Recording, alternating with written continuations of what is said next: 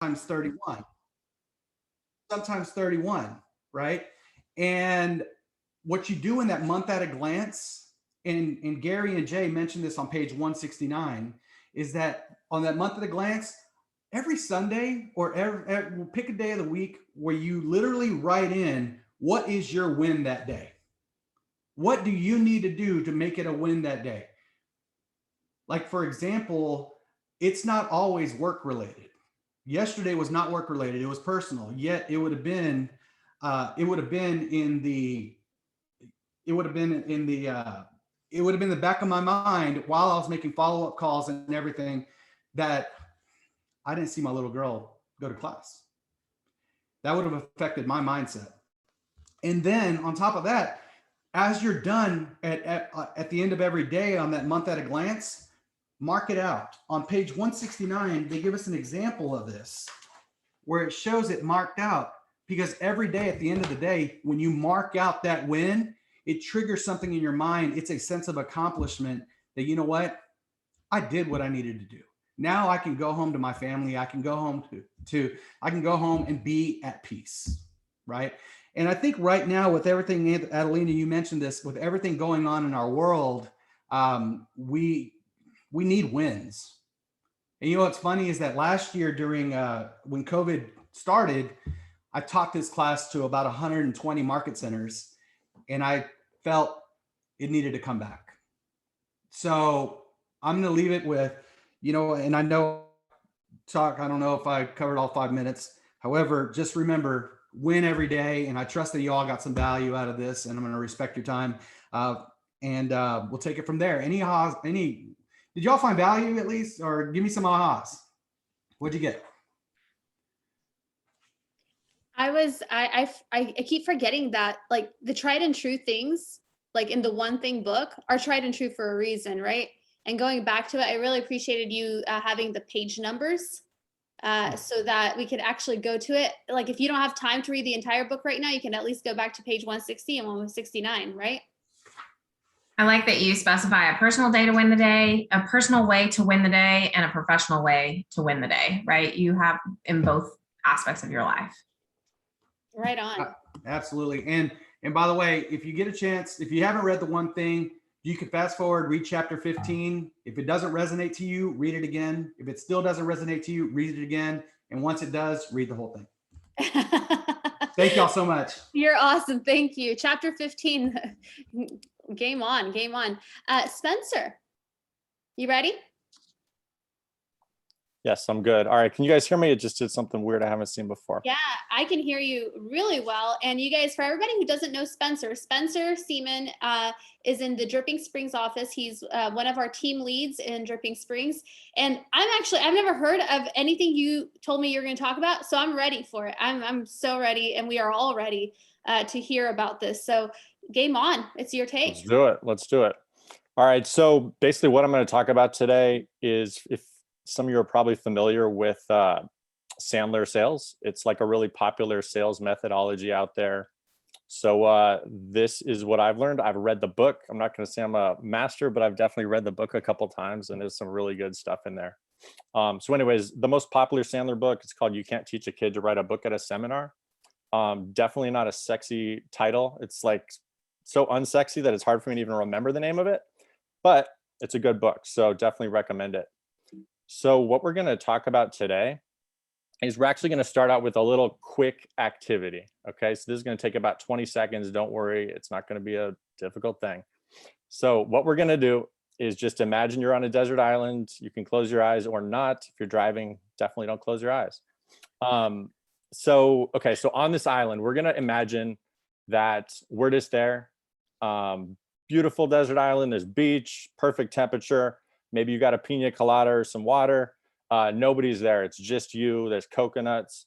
It's great. And you have no roles. So right now, you're not a parent. You're not a realtor. You're not a, I don't know, Uber driver. You're not a anything, right? No rules, no responsibilities.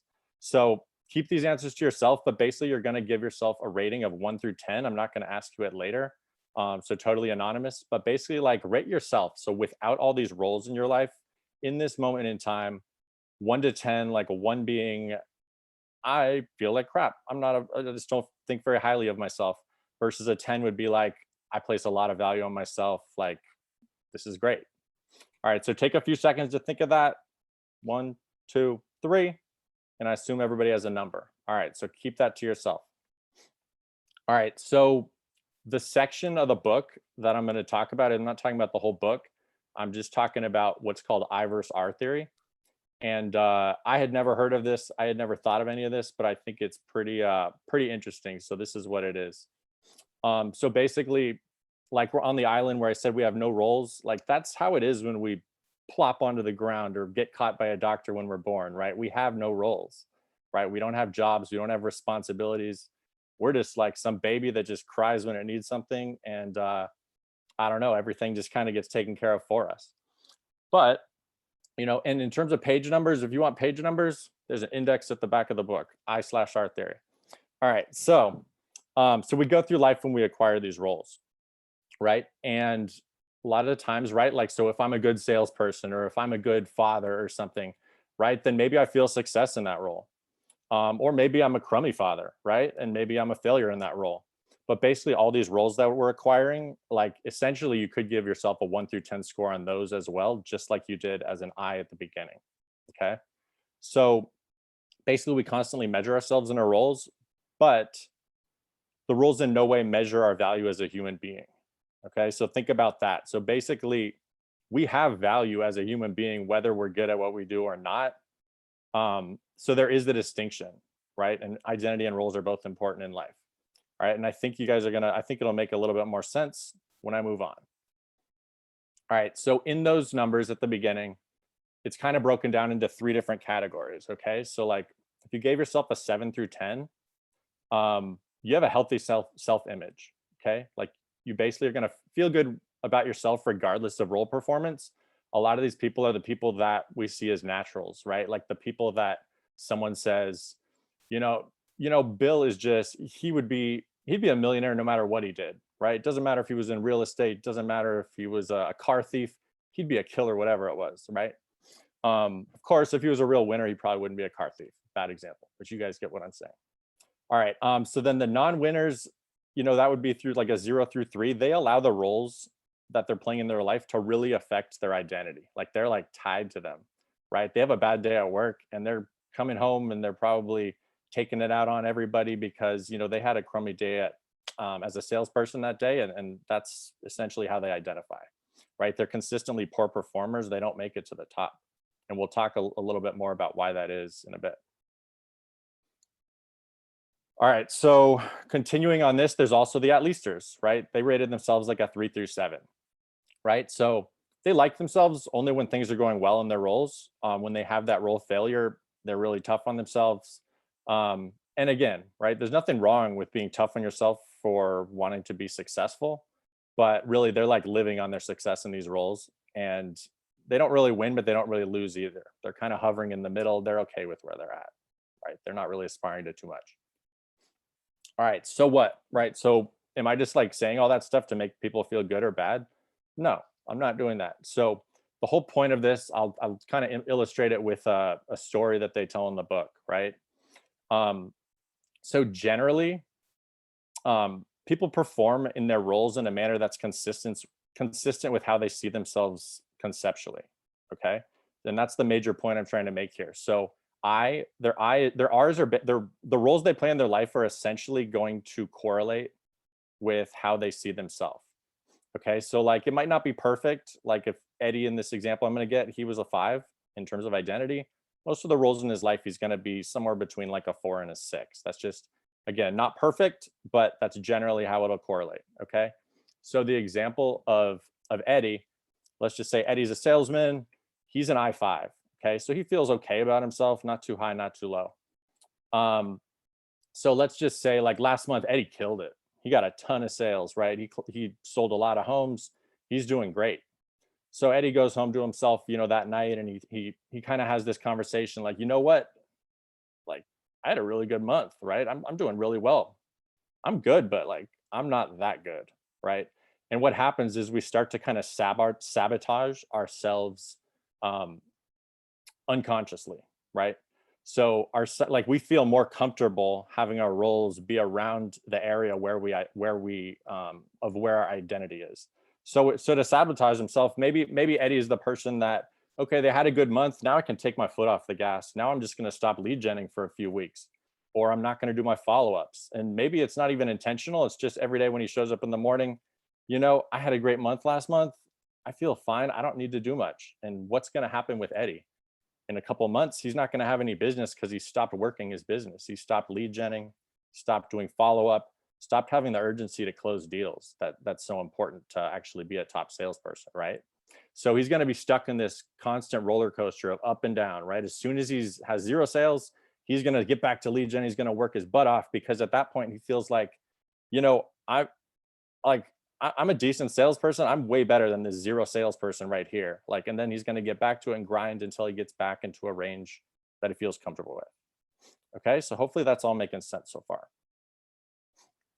All right, so what's the point? The point is that people adjust themselves by doing whatever they have to do at a subconscious level to get back to their comfort zone, right? So I guess the whole point is, if you can get your I right, your R's will follow, right? You'll get better. I almost think of it as if your identity is like the heart of the sun in your own world, kind of all the rays of the sun coming out of there, those are all the different roles in your life. All of those are going to, I don't know, I guess get hotter or something like that, right? Like if you can lift your eye, all those R's will follow, if that makes sense. So I think the point that kind of takes it home is if your eye is low, it doesn't matter how well you know your scripts or how well you can deliver your scripts, because ultimately you're going to kind of sabotage yourself. So you need to have that conversation with yourself. What are my problems? Am I taking care of it? Am I sabotaging myself? If you have a low eye, figure out what you can do to boost it a little bit, because that might be the difference in you going along and being mediocre or maybe less than that, or going out and really reaching your potential to the point you could make it. All right, so I'm going to finish this off with a little story. It's called The Turtle and the Spider. I realized that there's a frog in there, but basically when I Googled turtle and spider, that was the picture that was the best. So feel free to insert a frog in there if you want it to be in the story. All right, so here's the story of the turtle and the spider. So there's a turtle and a spider, and they're I don't know, they're at a river, right? And the spider wants to cross to the other side. So he says, hey, turtle, are you going to be crossing the river today? And the turtle's like, yeah, I was actually going to do it pretty soon. What's going on? And the spider says, I'd love to get, can you give me a ride over there? And the turtle's like, why would I do that? You're going to bite me and then I'll die. And what's in it for me? Right? I'm not going to do it. And the spider says, I'm not gonna bite anything, because if I bite you, you're gonna go under and drown, and you'll take me with you, and I'll die too. So the turtle says, all right, that's fine, hop on. So they start swimming across the river. The turtle starts swimming across the river. All's fine. They get to the middle, and all of a sudden, or I guess it doesn't make any sound when a spider bites, but I'm just gonna say that's the sound. So the spider just bit the turtle, and the turtle looks up and he's like, what the hell, what's going on? And the spider says, it's in my nature. I'm a spider, I bite. So basically the moral of the story, and I think there's a bunch of different ways that you can take this story, but I guess the way that I see it is if our nature is to be if we're an I-5, right? Or something like that, and that's where we feel comfortable. If that's our nature, that's where we're going to keep us throughout. So even if it's not self-serving. So even though in this story, the spider ultimately would have been better off if he wouldn't have bit him. He would have gotten to the other side and gotten what he wanted. But he was so tied into his identity as I'm a biter or whatever. That sounds kind of funny. But he's so tied into that he just sabotaged himself. He just actually killed himself just because that made him feel more comfortable in the moment. That's what he did, instead of kind of getting comfortable with being uncomfortable and doing the things that he needed to do to get to where he wanted to be in life, if that makes sense. So anyways, that's all I got. That's my little thing on I versus R theory and Sandler sales, but hopefully that made some sense. Oops. Dang, that turtle and spider story, I think we got it. Oh Good. man, that was good. That was good. I've never heard of I/R. None of that was making sense, but I trusted you. I'm glad I trusted you to talk about it because this was good. Thank you so much. Glad it made some sense. Yeah, I love it. I love it. Awesome. Jordan, leadership starts with yourself. How do you feel about that? I'm about to replace the spotlight. Tell us all the things. Tell us.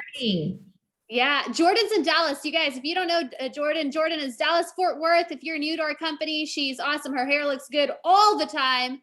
I don't know what she does. If real estate never worked out for her, she'd have lots of modeling experience, I think. Jordan, leadership starts with yourself. Tell us all the things.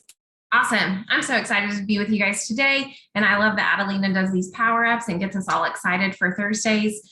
As we get to hear from different leaders throughout our organization that are all marching in the same path. So today I want to talk to you about where leadership starts with. And if we want to keep a vision in mind for where we're going, we need to refer to our leverage model, right? And so if this is our opportunities, I've got the opportunity model, this is the career guide, so I've got the opportunity model below, right?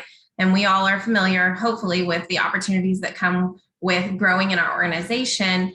But maybe you are doing 3 to 4 deals a month, or maybe you are just starting out and you're thinking, I want to build a big business and I want to build a big life and I want to work my way through this leverage and opportunity model. And if that's the case and that's where you find yourself, then I want to talk to you about how leadership starts. So, obviously, we know that at 1 to 2 deals a month, you get to stay, right? Ben talks about this. At 3 to 4, we give you the opportunity to hire a showing agent, and we partner with you in that. If the other partners are like me, they come alongside side by side with you and helping you find that showing partner. At 6 transactions a month, 5 to 6, you're hiring that half admin to take you to the next level, and that's something that the team pays for. I think that in this model, it's so interesting because the first leverage piece is on your dime. And why is that? It's probably because we want you to take leadership serious. We want you to grow in this. And if we're paying for it all, the likelihood that you're going to go through it and refuse to fail and keep pushing forward and figure it out and show up in a big way is much higher. So when we talk about leadership and leadership growth, we have a lot that talks about leadership, but very seldom do we actually talk about how we're going to get there. So that's what I wanted to share with you guys today. Let's see, I got a bunch of screens up here. Okay, so this is Ben's leadership triangle. If I can go into starting my slides.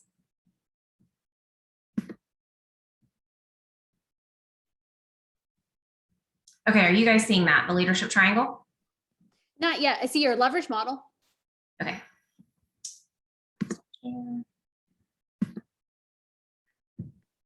Cool.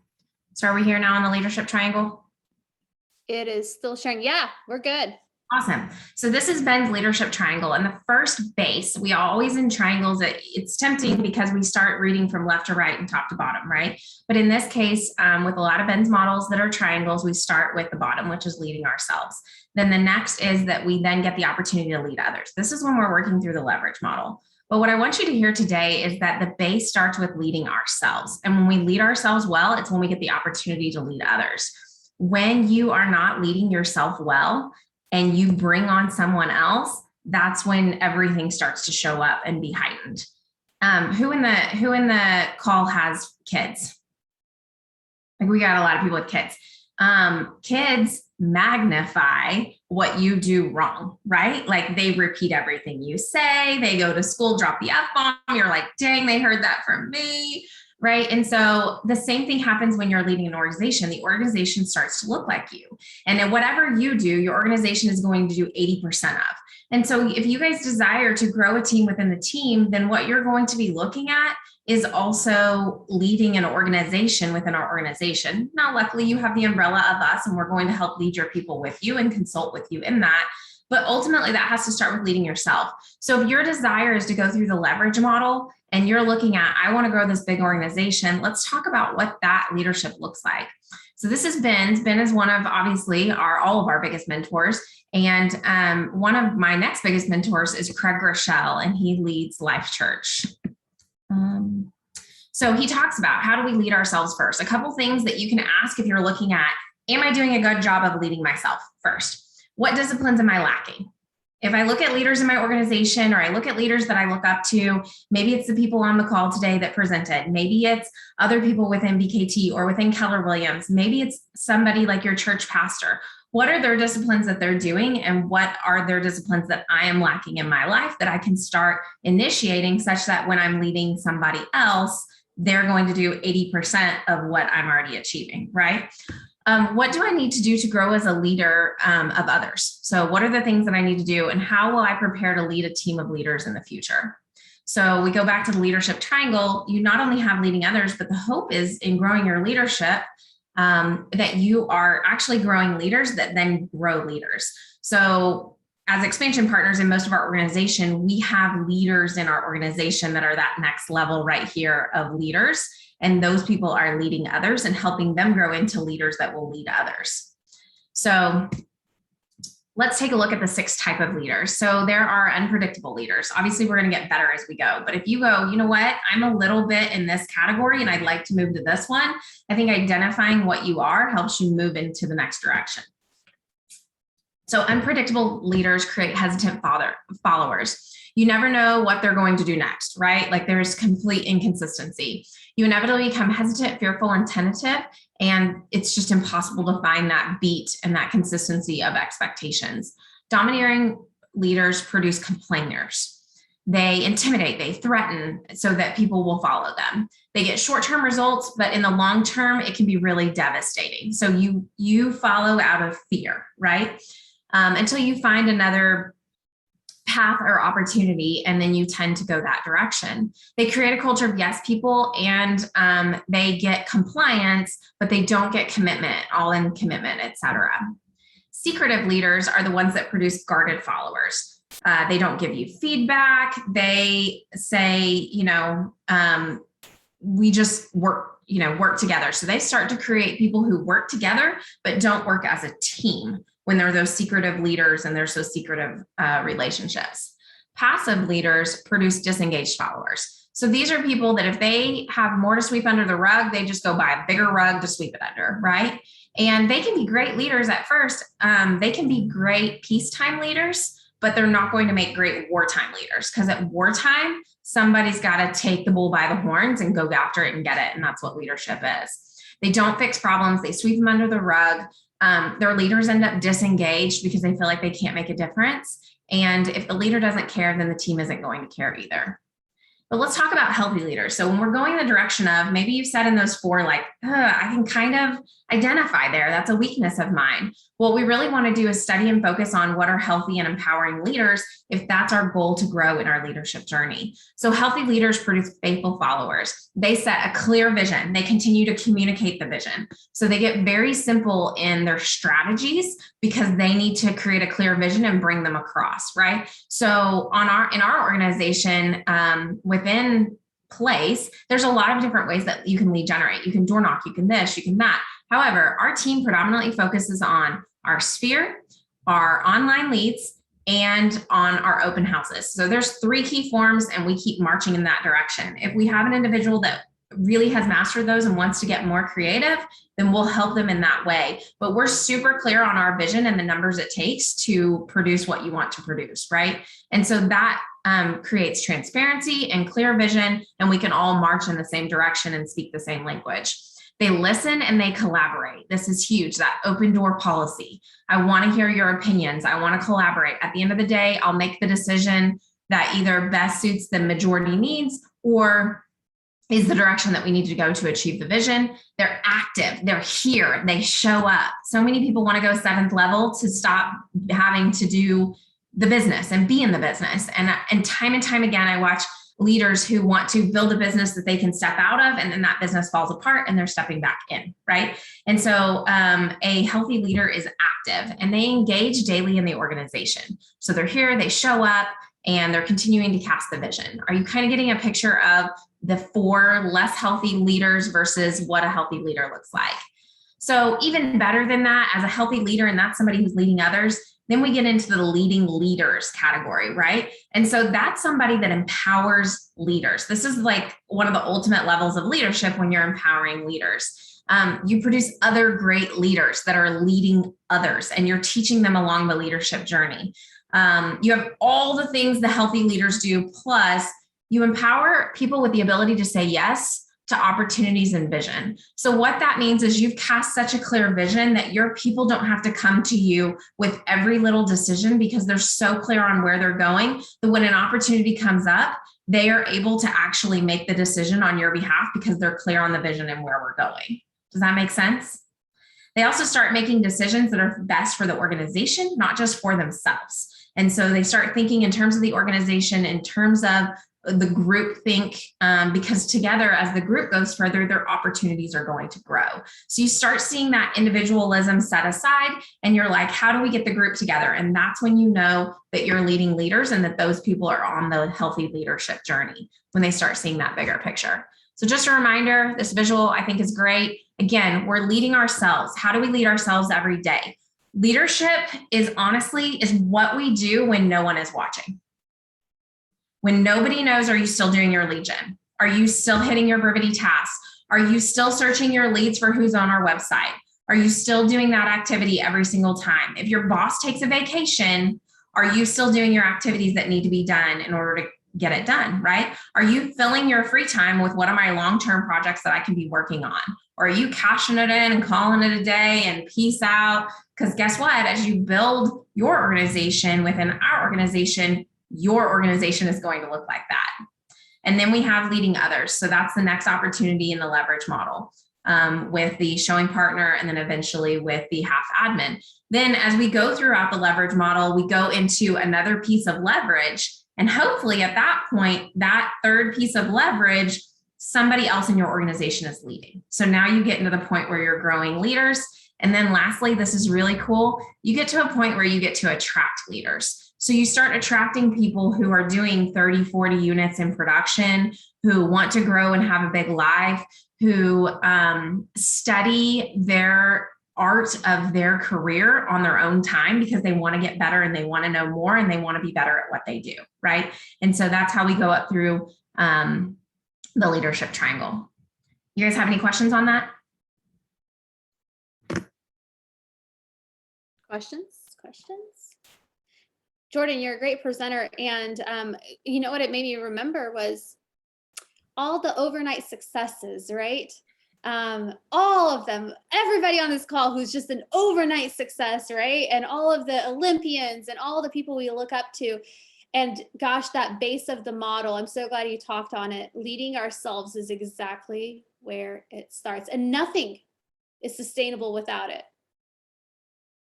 Yeah, a good base, a good foundation, just like a good home, you want to have a strong foundation. It doesn't matter what kind of granite you put into it. If the foundation is terrible, the home's worthless. So our foundation and leading ourselves has to be stable, rock hard, and reliable, that we can count on it. So as we grow in that leadership triangle, we have a strong foundation. Right on. And I'm really excited. What I love about our organization as a whole, right? Like we have a really stable foundation with our processes, our systems, our training, right? Like we've come a really long way, and adding people along the way, right? Other leaders like Jordan, like Spencer, like Jaime, but like everybody that we've added has only made us better and stronger. It's pretty incredible. Thank you for sharing this morning. That's awesome. Gosh, we have 15 weeks left to make a dent in 2021. Number one, if we don't start with the base, like it doesn't matter what we're going to do. We're going to work ourselves to death and nothing changes long-term. Right. And so,